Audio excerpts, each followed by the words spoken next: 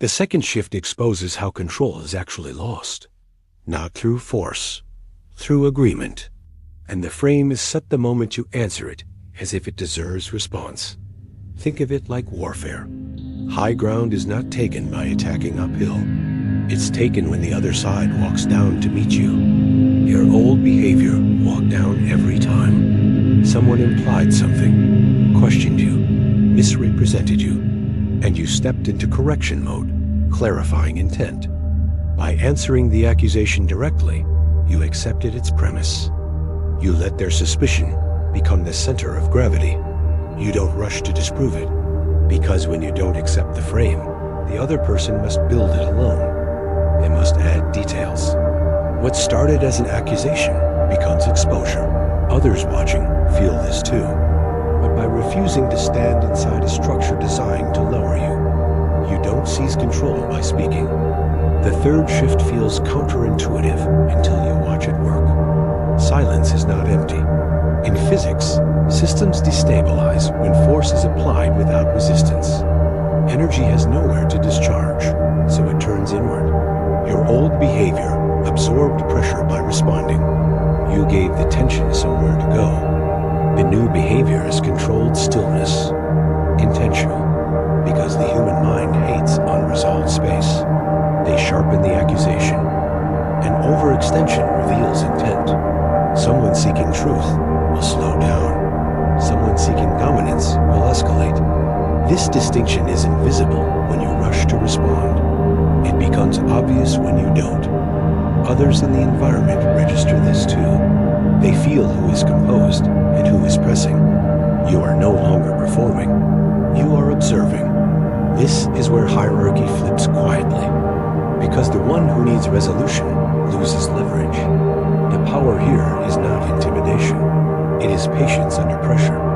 Most people can't hold it, which is why it works. The fourth shift dismantles one of the most damaging myths you were taught, that authority is earned by argument. The blunt truth is this: arguing is proof that authority is not yet established. In law, in command structures, in any stable hierarchy, authority does not debate downward. It issues presence, not justification. Your old behavior tried to prove legitimacy through explanation. You thought if you laid out logic clearly enough, respect would follow. You believed reason could manufacture authority. But explanation under pressure reads as permission. Permission to question. Permission to dissect. Permission to continue. The new behavior removes that permission entirely. You do not argue. You do not correct every misinterpretation. You do not chase agreement. You let your position exist without verbal reinforcement. Others respond to this immediately, because when someone refuses to argue, the mind searches for why, and the most efficient explanation is status. People argue with equals. They justify to superiors. They interrogate those beneath them. When you don't engage, you exit the horizontal plane. This is not arrogance. It is restraint. Authority is built by consistency of posture, not by volume of words. The calm refusal to explain communicates that you are not seeking validation, and nothing signals authority faster than the absence of need. You are not trying to win the exchange. The fourth shift dismantles one of the most damaging myths you were taught, that authority is earned by argument. The blunt truth is this: arguing is proof that authority is not yet established. In law, in command structures, in any stable hierarchy, authority does not debate downward. Your old behavior tried to prove legitimacy through explanation. You thought if you laid out logic clearly enough, respect would follow. You believed reason could manufacture authority, but explanation under pressure reads as permission. Permission to dissect. The new behavior removes that permission entirely. You do not correct every misinterpretation. You let your position exist without verbal reinforcement, because when someone refuses to argue, the mind searches for why, and the most efficient explanation is status. They justify to superiors. When you don't engage, you exit the horizontal plane. Authority is built by consistency of posture,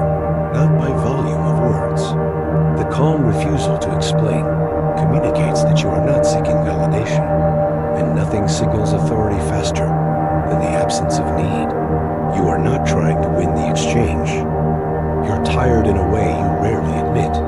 Not physically, psychologically. Tired of feeling like every interaction is a test you didn't sign up for. Tired of explaining things that shouldn't need explanation. Tired of walking away from conversations knowing you spoke too much. There's a quiet frustration that builds when you do everything right and still feel smaller afterward. You replay moments in your head. The sentence you shouldn't have said. The justification that weakened your position. And the most exhausting part isn't the conflict. It's the confusion. Because no one told you that restraint was a skill. No one explained that silence could be active. No one warned you that overclarity can be a form of surrender.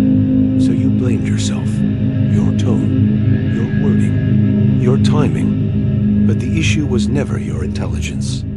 It was the frame you were standing in. What comes next will dismantle that frame completely. Not with slogans, not with surface confidence, with precision. You're about to see why calm non-reaction is more work than the perfect explanation. Why authority emerges when you stop trying to be understood. This understanding changes how every challenge feels. Because once you see it, you can't unknow it. You won't return to the impulse to defend. You won't feel the same urgency to correct. This is not comfort. It's clarity. And clarity carries weight down. There are 5 shifts that matter here. Not techniques, not tricks. 5 internal realignments that change how pressure moves around you. These are not behaviors you perform. They are positions you occupy. Once occupied, others feel them without being told. Each one removes you further from reaction and closer to command. Each one reduces the need to speak. Each one increases the cost for others to challenge you casually. They work because they alter perception before words ever enter.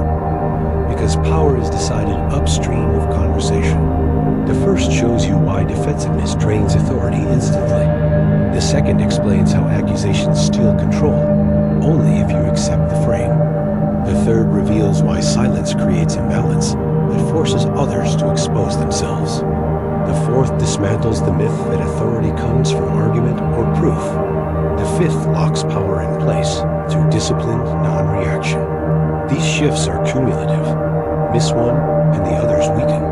Hold all 5, and interaction slows around you. People speak more carefully.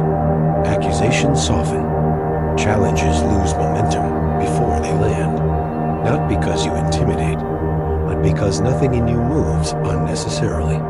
This is not about winning exchanges. It's about removing yourself from the need to win them at all. Once these are understood, you stop asking, "What should I say?"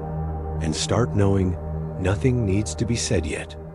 From this point forward, attention moves toward you instead of away. The first shift is brutal because it exposes something most people don't want to see. Defensiveness is never neutral. A blunt truth is this: the moment you defend, you signal that something can be taken from you. Think of it like economics. Value only needs protection when it is unstable. Assets that are solid do not announce their worth. They do not rush to reassure the market. Your old behavior was instinctive. An accusation appeared, and you moved to secure your position with words.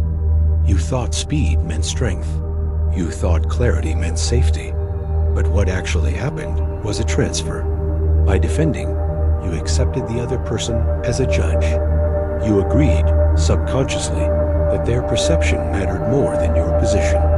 The new behavior is quieter and far more difficult. You do nothing internally. No rush, no tightening, no need to repair an image.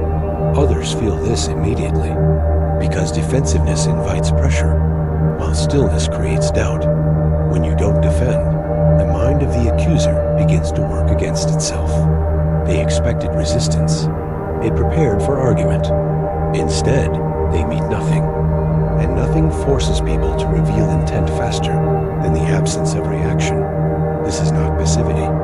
It is discipline. The power here doesn't come from dominance or aggression. It comes from refusing to confirm that the attack landed. Reactive people broadcast their weak points without being asked. guess. You feel it before you name it, that tightening in your chest. Someone says something sharp, accusatory, public or private, it doesn't matter. Your mind starts moving faster than your breath. You prepare a response before the sentence even finishes. You don't notice the shift when it happens, but it already has. Your body leans forward. Your tone changes. Your need to explain turns urgent. You're no longer standing where you were. You're reacting. They haven't proven anything. They haven't earned authority. Yet your nervous system has decided this moment is dangerous. So you speak. You justify. You correct details that didn't matter. And in doing so, something invisible slips out of your hands. Not reputation. Not truth. Control. You think you're protecting yourself. But what you're really doing is signaling. Your voice tightens because you want to be understood. Your explanation grows because you want to be cleared. Your defensiveness sharpens because you feel exposed. That feeling is the tell. Before anyone knows what's true, they now know one thing. The accusation touched something real, even if it didn't, because defensiveness doesn't argue facts. It announces vulnerability, and the moment you rush to explain, the frame is no longer yours. They speak once, you speak 10 times. They stay still, you move. You didn't lose because you were wrong. You lost because you reacted. This is the moment most people never see. The exact second authority leaks out through the mouth. Nothing has been decided yet, except one thing. You are no longer calm. You were taught something early, and it sounded moral. It sounded mature. It sounded like what good, reasonable people do. If someone misunderstands you, explain.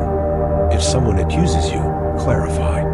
If someone challenges you, defend your position calmly and logically. You believe this because it was framed as strength, as fairness, as intelligence, so you followed it.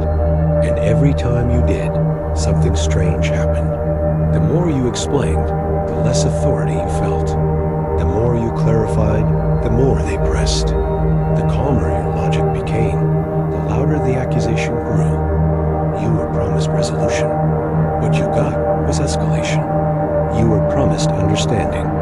What you received was scrutiny, because the belief itself was flawed. Reality does not reward those who explain themselves first. Psychology does not interpret defensiveness as honesty. Systems do not pause to verify intentions. They read signals. And defensiveness is a signal that says something matters too much, that you feel threatened, that the frame is no longer neutral. You thought defending yourself would restore balance. Instead, it confirmed imbalance. Not because you were wrong, but because you reacted inside their structure. Nature does not ask why the animal flinched. It only notes that it did. Power works the same way. It does not reward virtue, or fairness, or clarity of heart. It rewards alignment with how perception actually functions. The uncomfortable truth is this: intentions are invisible, reactions are not, and the world responds to the reaction every time. There is a reason this pattern appears across history, not just in social moments, but in courts, empires, and strategy. And it comes from a place most people are never taught to look. In classical rhetoric and power dynamics, one rule appears again and again. He who explains first loses the frame. Sun Tzu hinted at it without softening it. Power reveals nothing until necessary. The side that rushes to justify has already accepted a lower position. Later, in legal systems, the same principle hardened into doctrine. The accused does not speak to restore authority. Silence is what preserves it. This truth is uncomfortable, so it's often disguised or dismissed, because it contradicts moral instinct, because it feels unfair. But psychology does not care about fairness. It observes hierarchy. When an accusation is made, a frame is offered. If you step inside it to argue, you have accepted its legitimacy. Not verbally, structurally. This is why masters of power appear calm even when attacked. not because they are innocent, but because they understand something deeper. Authority is not built by persuasion under pressure. It is built by refusing to be pulled into reaction. This idea is often labeled cold, manipulative, or arrogant. That label is intentional. It keeps most people from using it, because once you see it, you cannot unsee it. Power is not loud defense. It is quiet non-participation until position is secured. Those who understand this don't rush to clear their name. They let others reveal their hunger to control the narrative. And in that stillness, something reverses. The one who accused begins to explain.